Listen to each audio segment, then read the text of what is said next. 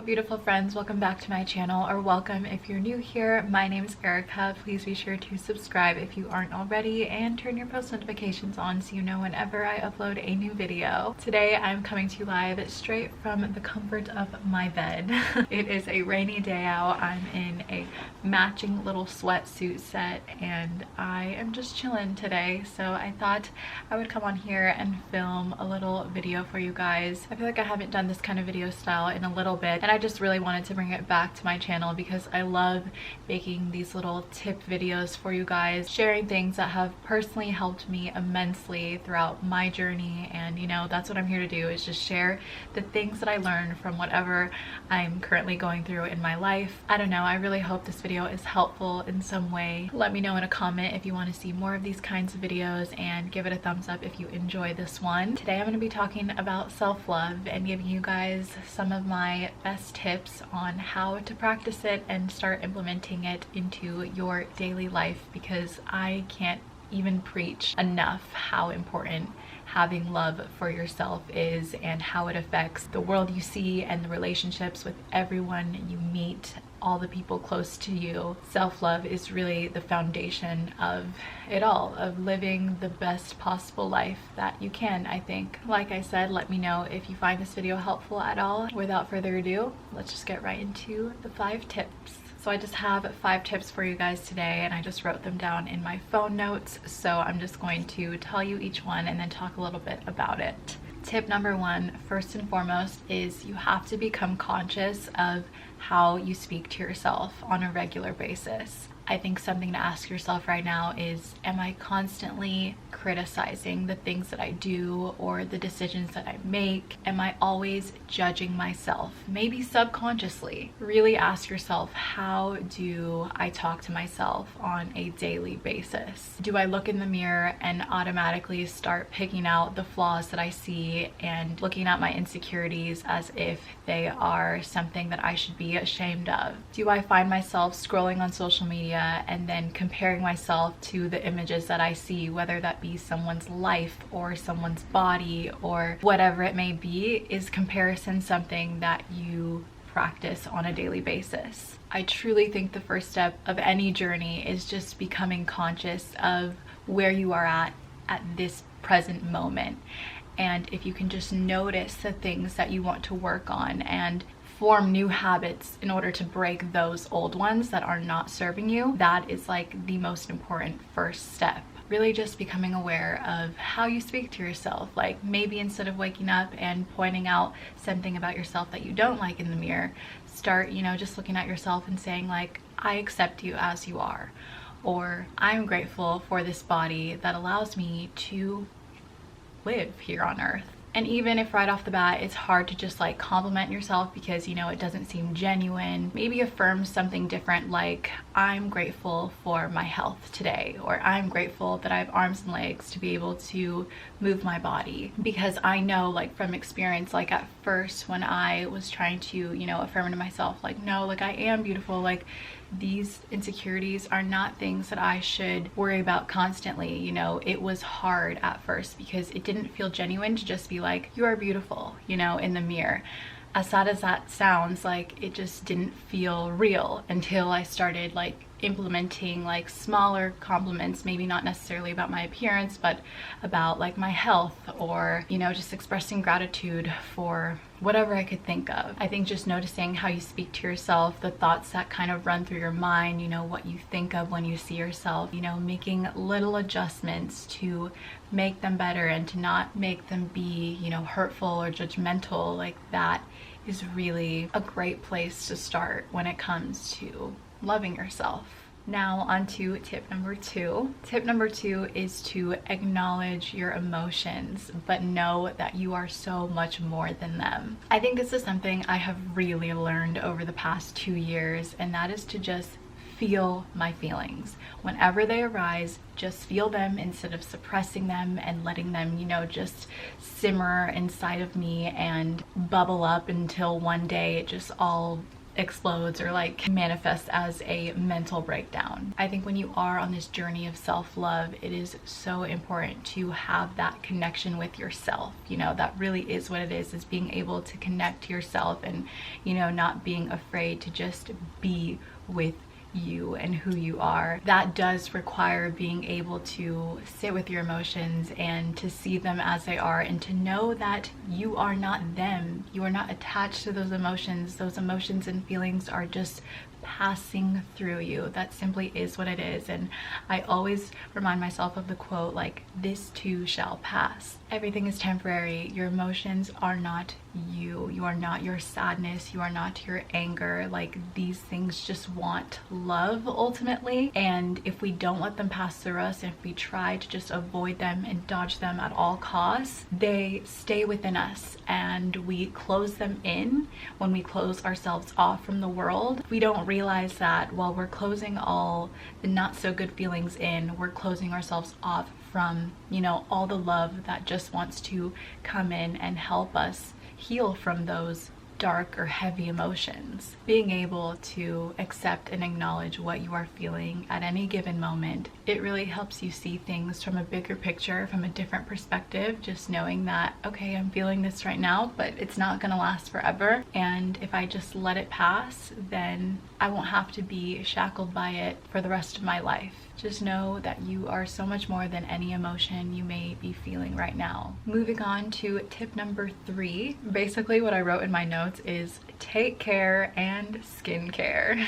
What I mean by this one is just taking care of yourself. You know, we've all seen like different kinds of self-care routine tips and stuff, and I'm actually going to be filming a self-care routine vlog very soon, so look forward to that. But no, what I really mean is just like taking time for yourself and doing things that, you know, make you feel good. And for me personally, I have to say that like having a skincare routine and being able to do that every morning just made a heck of a difference in my day-to-day life. I think it's just because it makes me feel like I'm put together in some way, and of course like my face feels like so refreshed after I do that routine. I'm not saying you have to go out and buy like a 10-step skincare routine or anything, but just like finding a couple products that you really like and moisturizing, or like doing simple things like putting on like a really nice scented lotion when you get out of the shower, doing a hair mask, like those things really do help you feel a little bit better. And I think it really is about the little things when you are trying to, you know, connect deeper with yourself and just be more in tune as well. I think it's kind of ridiculous how many different things are marketed to us now, and how it's like just a whole entire capitalistic industry, basically, the whole self-care thing. And that's not what I'm trying to preach here or suggest to you all. What I do want to say is just, you know, making yourself feel good and taking care of yourself is truly a form of self-love, and it doesn't require you to go buy, you know, the next best lotion or skincare product, but it is just something that you can do with like at-home remedies, making like DIY face masks or something like that, you know? I just thought I'd share the skincare idea because that is something that has personally helped me a ton. Tip number 4, read books and listen to things that remind you of your true nature. So when I say your true nature, I mean like who we really are, and who we really are is infinite love. At our core, we are love, and just being able to know that we are this like infinite source of creativity is such a beautiful and comforting feeling. So something that I've been doing a lot, especially recently, is just reading books about the heart, like truly about how to process and let go through the heart space. So I actually do have some book recommendations for you guys. I will show you guys some of my favorites. This is a book that I've talked about before because I just always go back to it whenever I'm in need of a good reminder, and it is The Untethered Soul, The Journey Beyond Yourself by Michael A. Singer. This book is truly just a gift. Like, I love it so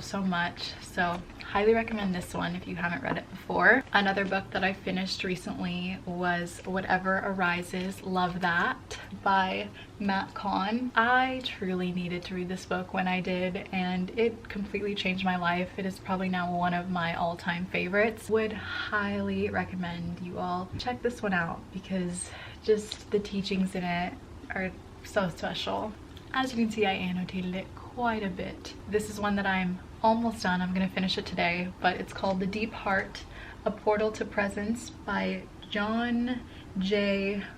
Prendergast. I think that's how you say it. This one is such a beautiful book. It has a ton of practical everyday like meditations that you can try out and see which ones resonate with you and continue to practice those, you know. So this is such a beautiful book. Another book I just want to share with you guys is a poetry book, because if you guys don't know, I write poetry. My poetry Instagram is belovepoetry, but I love reading other people's poetry as well because it just inspires me. So a book that I've loved lately is Inward by Young Pueblo. It is seriously like such a beautiful poetry book, and there are a ton of poems in it about self-love. I think there's actually a whole section all dedicated to self-love poems, which is just amazing. Obviously, just being able to read books that remind you of who you really are, and you know, knowing that you are so much more than any circumstance or situation that you're in, or like I said, you're more than the emotions that you're feeling. It brings you a sense of inner peace that is just like indescribable, and you also feel so much unconditional love within you, which as a result helps you love who you are, and it helps you be able to give love to those around you as well. Highly suggest reading books like that, or even listening to podcasts or listening to different speeches on YouTube or something. I was listening to a Wayne Dyer speech yesterday. I truly think that just hearing those kinds of words in times where we don't feel like we are very in tune with ourselves, it just helps us heal like from the inside out. Lastly, tip number 5 is to write to yourself. And this is like a form of journaling, basically. Just being able to talk to yourself like you would talk to a close friend or a close family member, you know. I feel like this kind of ties back into the very first tip that I gave, and it's, you know, being conscious of how you speak to yourself. But I think being able to write to yourself just really brings it back full circle. Talking to yourself through whatever you're feeling, you know, if you're having a bad day where you feel like, you know, I have no idea what I'm doing with my life, like I am such a screw up, or you know, you're putting yourself down, you can write that out. But then, you know, it's helpful to talk yourself out of those thoughts that aren't really benefiting you in any way whatsoever. I think being able to write it out is so cool because you get to look back on it one day. You can see where your journey started and then where you are present day, and that is something really special that I, you know, personally did. And now looking back, it's like, wow, like I have come a long way, and every day I strive to deepen that connection with myself. And I also want to say that like self-love is not really this end goal, but it's like an ongoing journey that you have to continue to prioritize in your life. Just know that you are always your first priority. Even if you do find yourself, you know, in a romantic relationship, don't let that let you lose sight of your relationship with yourself and having that connection and still continuing to nurture it, because the more love you give to yourself, the more that you can in turn give to others and to the world around you. Writing to yourself doesn't have to have any kind of formula or structure. It can just be a total free write where you just express how you're feeling in the moment, or you could just, you know, check in with yourself, or you can set an intention each morning for the day and, you know, stick to that intention. That is the 5th tip. So that's basically all I have to share with you guys today. I hope you all enjoyed it. Let me know what you thought in a comment below. Don't forget to follow me on Instagram if you aren't. It's just at Erica Canchola. Thank you all so much for watching this video. It truly means the world to me. Share this with a friend if you feel like it could resonate with them. I hope you all have an amazing day or night whenever you're watching this video. And don't forget to be here, be still, and be love. Bye guys.